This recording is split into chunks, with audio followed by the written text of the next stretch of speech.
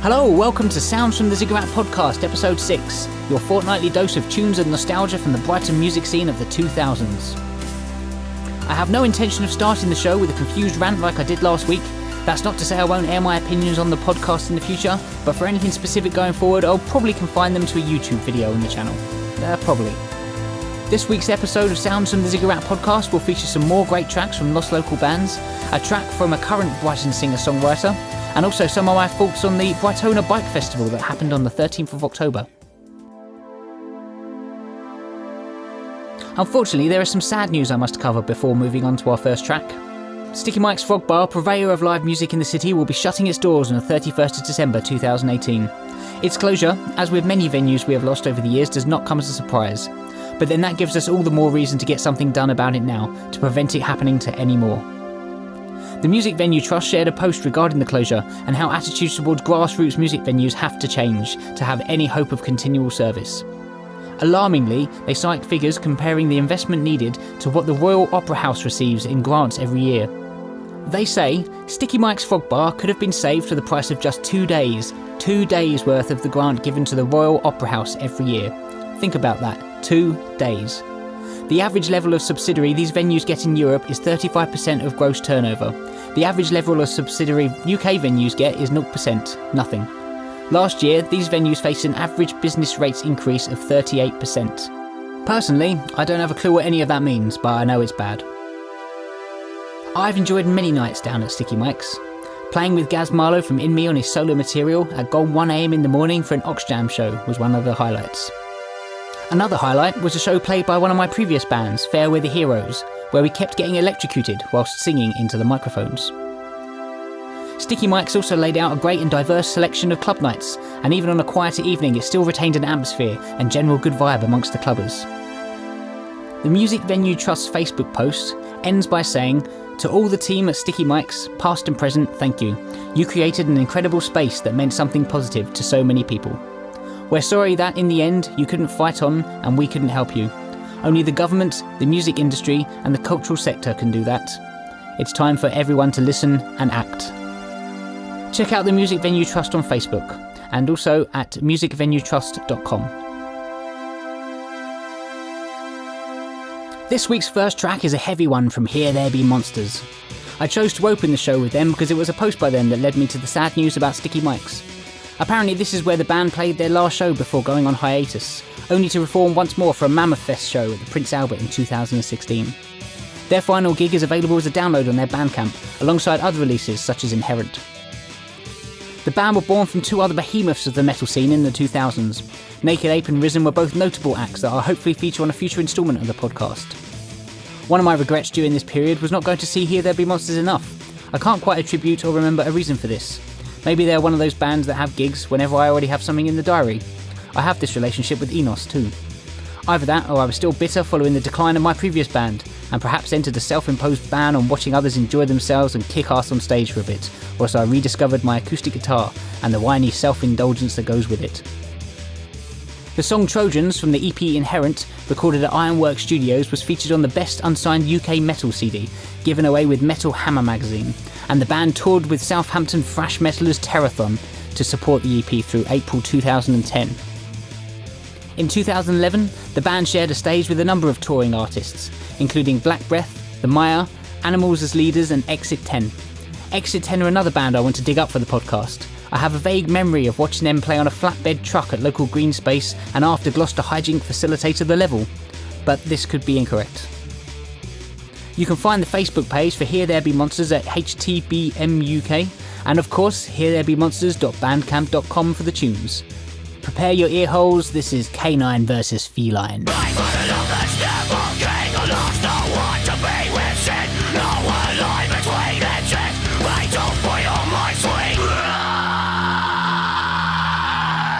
Must be dead to you, must be unrepaired. Twisted bombing access, but you're to be pissed. The school of poison, all toy box to shove the gun.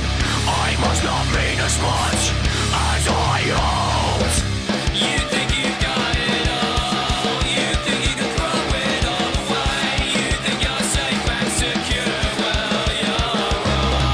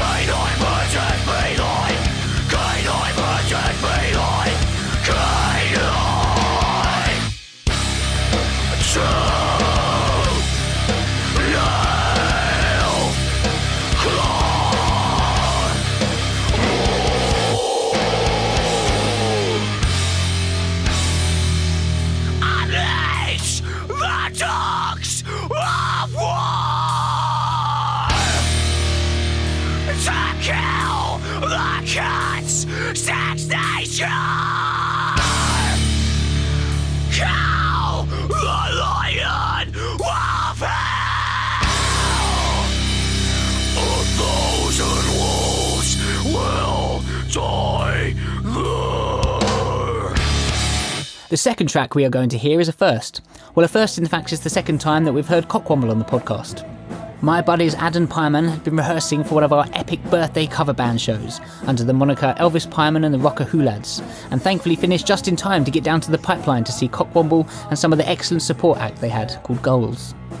This was to release Cockwomble's second EP, All of the Money, None of the Style, which again came on CD. Although unfortunately I did not pick one up for myself as I forgot to take cash in with me. However, I'll be going to, and I insist you do too, cockwomble.bigcartel.com to pick up their CDs and perhaps also one of their nifty black t-shirts. We had a fantastic time at the gig and I look forward to seeing them rock out again soon. This is Punk in a Dress.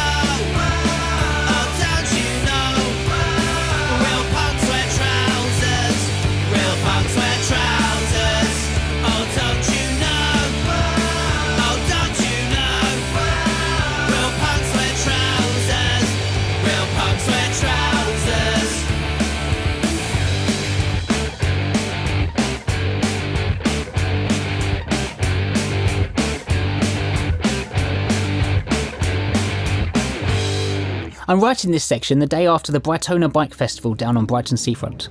Hundreds of leather-clad bikers from all walks of life convene on Madeira Drive to admire roaring engines, custom hardware and eclectic characters. Of course, the festival is open to all too, and I usually try to go each year to drink an hour and listen to the acts they have playing on 2 or 3 stages. A lot of these acts are cover bands, including one my friend Sarah plays in called Deadbeat Angels, who rock. I'm a bit concerned with the growing number of cover songs crawling into sets of local musicians' repertoires, with someone justifying my concern the other day by telling me that's how they have to keep the audience interested. But for a biker festival, it was pretty rad. I was discussing this with a friend last night and how and why the scene has changed over the past few years, and hopefully I'll be discussing that in a future episode. I am also informed that there was some new material played earlier in the day, but I was still sleeping off the Guinness from the Saturday before, after meeting my brother in town for a snack at my pal Julian's shack, Brighton Burger. I did get talking to one of the artists who played the earlier stage, and later found her on Instagram to ask how she got the gig, because I wouldn't mind making inquiries for my solo stuff or the possible return of Inferion. Well, half of Inferion, possibly. Unfortunately for me, she was headhunted apparently, so I'll have to look elsewhere for an entry point. Any advice is more than welcome. Brightona seemed to go well, only marred by the drab October weather, which is not actually that characteristic for the year so far. Today, for example, is a bright sunny day, and I've just sweated my nut off carrying a large box of beer back from the post office in town. I think there could be some improvements. For example, one of the stages overran by at least half an hour because bands were only given a couple of minutes to change over. A few more collection buckets would be good too, but I assume this is a volunteer system and perhaps they were constrained by that. I might look into doing it next year myself. A slightly amusing story from the day was when a lady gave Sarah and I flyers for upcoming acts at the Concorde. She greeted me with a classic line, "Were you in the Druids the other night?" Which always fills me with dread as I feel my stomach start to knot. Apparently I was looking lost while my friend had gone outside for a cigarette and she engaged me in a brief chat. All was well and my stomach went back to DEFCON 5. Overall I had fun and I'll be sure to make more of a day of Brightona next year, I think. Another thing that happened was that I bumped into my dear friends Moog, Lou and their daughter Daisy, who was rocking out to Deadbeat Angels. Moog, of course, is head specimen of Rapscallion, which you may have heard on the first episode of the podcast. I conducted a thorough interview with him about bikes. Hello Moog, how are you doing? I'm very well, thank you, right at the Ziggurat podcast. What brings you down to Brightona today? I'd like to look at some motorcycles. Do you have a motorcycle of your own? I do, I have a motorcycle of my own. Does it go fast? Not especially. If that interview was not enough for you, I'll be welcoming Moog to the Ziggurat in November to discuss what he was up to in the noughties before Rapscallion.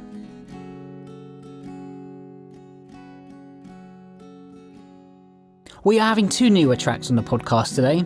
The next is from Annika Brown. I had the pleasure of meeting Annika when we were playing a charity gig in Horsham recently from my friends at Hospital Radio Crawley. Annika played a sublime acoustic set, dismissing some of the ignorant and rude jibes from a small number of locals who no doubt felt we had invaded their pub. She had her 2 young girls with her, who throughout her set handed out flyers with Annika's contact details on and occasionally rushed Mum at the stage with their thumbs up to tell her she was doing a good job. I had never seen anything quite like it, and it provided a sweet interlude during a day of eclectic acts and loud, obnoxious football fans. Which admittedly, I usually am myself, but not in a situation where someone is performing and pouring their heart out on stage, no matter how irritating it was when Liverpool went down to Chelsea 1-0. Bastards. Find Annika on annikabrown.net, but you might need to give her a nudge if you use her contact form, as mine went into her spam folder. Unless she was trying to ignore me, of course, but she seems lovely, so let's assume not. This track is called The Past. The past cannot be so easily buried. There'll always be dirt under your nails, and the grass won't grow back where you've been digging. Every seed you place in the dark patch fails. And you try, and you try, and you try, and you fail.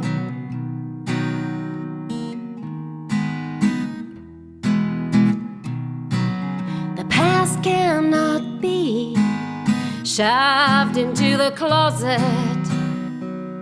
There's always some hand and a hand sticking out, and you get that sinking feeling each time you pass it, and a nervous breakdown when there's people around, and you nervously break, and you break down.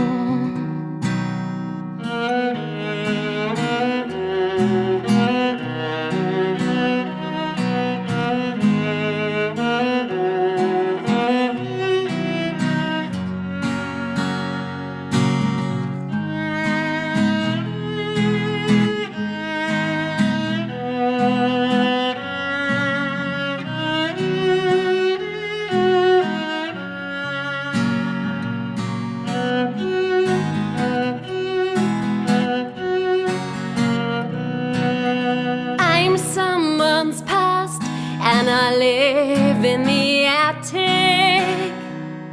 It's cold and it's dark and there's rats everywhere. Every now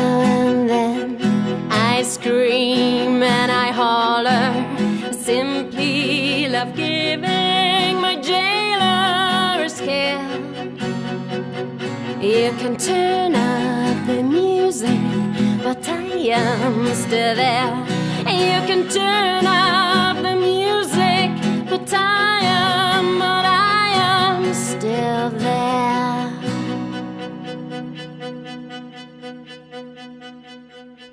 Our next track is another heavy one from Soundcore. I met two of the chaps in Soundcore through our mutual friend when I was brought on board to play bass in their later band, Tapehead. Active between 2002 and 2007, Joseph and Stuart met at BIM and bonded over a shared love of rock and metal bands such as Iron Maiden, Metallica and Motley Crue. Joseph brought in Matt on vocals, and a healthy amount of bassists were tried out before they welcomed Jim into the band after the recording of their EP. Matt describes his lyrics as ambiguously about confusion of self, or often relationship shit, disguised as a song. I can identify with Matt when he says that he would often not know exactly what he was writing about until partway through the creative process. He would work on the lyrics and discover the emotion behind it as he went along. They recorded their EP in the legendary Scream Studios, which is now part of Brighton Electric. My band once put on a Christmas gig at Scream Studios after being let down by the manager of the Gloucester last minute. Scream's live performance room was a perfect fit for a party atmosphere and beer-based bands. Although we did have to sell the beer via the medium of a raffle, as this was a way to circumnavigate the licensing laws. The list of venues that Soundcore played tick off the usual Brighton boxes, but apparently they started out on one of the biggest stages, the Concorde 2, thanks to an online competition they were selected for. To play the Concorde 2 as one's first gig would have been quite incredible. If you want to find out some more music from Soundcore, Stu tells me that there's an old MySpace knocking about, or alternatively there are some tracks on YouTube somewhere. Nowadays, all being fathers, things have changed inevitably for ex-members of Soundcore. Joseph runs Demiurge Instruments, making custom guitars and effects pedals, which you can find on Facebook. Jim now lives in Canada, still playing bass but moving more towards the mixing and production side for other artists, and Matt took some time away from playing music, but has now started to make the initial waves to get stuck back in. Stuart played drums for various cover bands before committing to a few years with originals act Turbo Lovers, influenced by the likes of Van Halen and Steel Panther. He now plays in Riversun, a post-grunge rock band which will be gigging Brighton very soon, so keep an eye out. This track is called Pickin' My Way.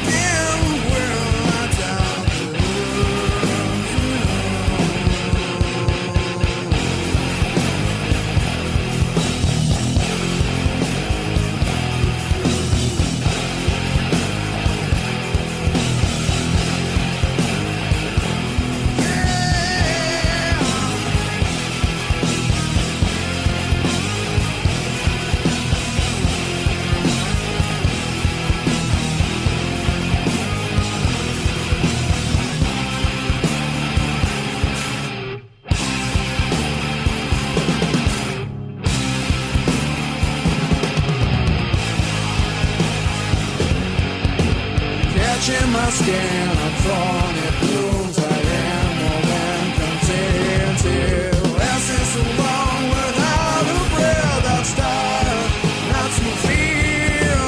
Yeah, I'm down in the head. I've reached my now and forever.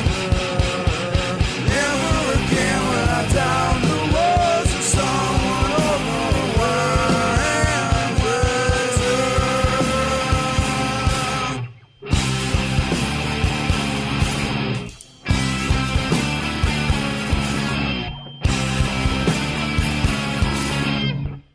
That was episode 6 of Sounds from the Ziggurat podcast.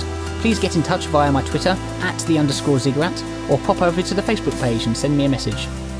Back in the real world, I've recently lost my job, so I'm not sure if that will mean a break in the podcast for a while, or whether I'll have so much time going into horrendous debt that I'll be churning out 20 of them a week.